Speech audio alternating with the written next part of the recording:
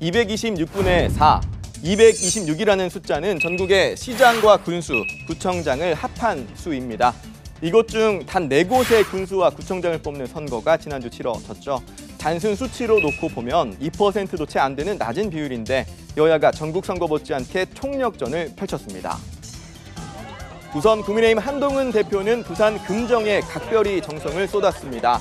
공식 선거운동 시작 전인 지난달 11일을 시작으로 선거 하루 전인 지난 15일까지 총 6차례 부산을 찾은 한 대표는 요약해서 말씀드리겠습니다.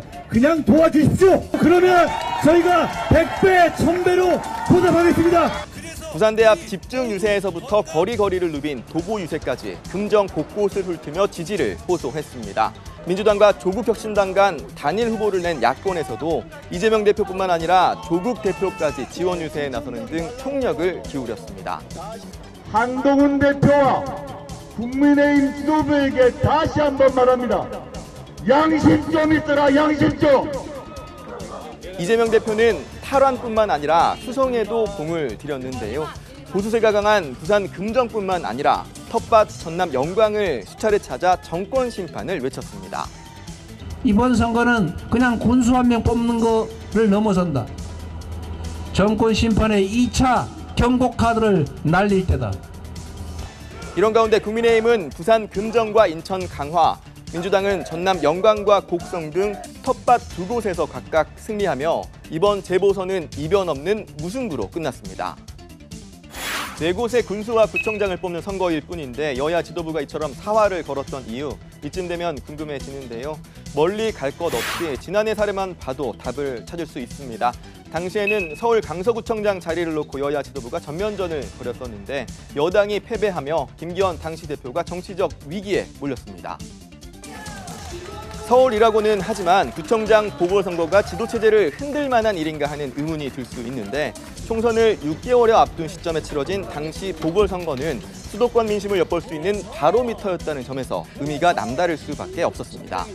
내년 총선에 민주당이 꼭 승리할 수 있는 교두보가 마련될 거라 생각합니다. 확실하게 승리할 수 있게 도와주십시오, 여러분. 얼마 뒤 여당은 결국 김기현 전 대표가 물러나고 한동훈 비대위 체제로 총선을 치렀지만 보궐선거 참패의 흐름을 깨지는 못했습니다. 반면 보궐선거에 이어 이재명 체제를 유지한 민주당은 그 승기를 이어가며 총선에서도 압승을 거뒀습니다.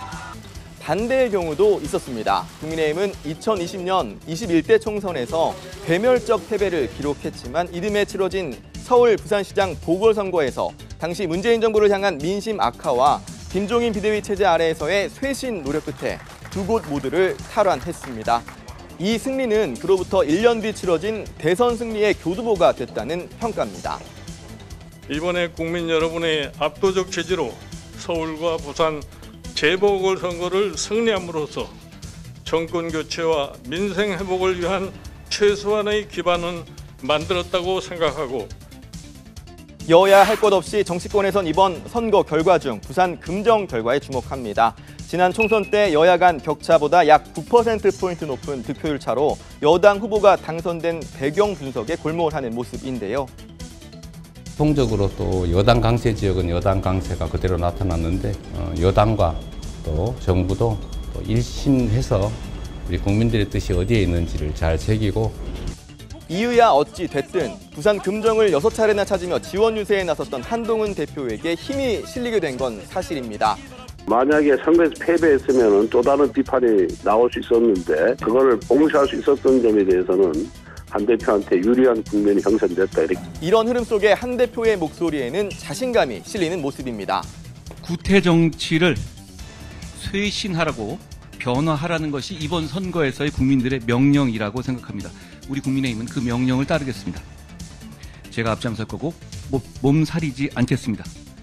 야권 3파전이 벌어지며 민주당을 긴장하게 만든 전남 영광. 결국 민주당이 승리하면서 이재명 대표로선 리더십 타격을 피하고 당 주도권을 유지하게 됐습니다. 반면 영광에서 직접 한 달 살이까지 하며 당력을 쏟아부었지만 이렇다 할 성과를 내지 못한 조국 대표는 소수 정당의 한계를 절감해야 했습니다. 규모상으로는 미니 선거지만 정치적 영향력과 후폭풍만은 메가톤급이 되기도 하는 재보궐선거.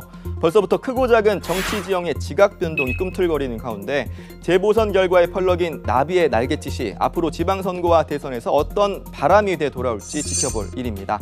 지금까지 여의도 풍향기였습니다.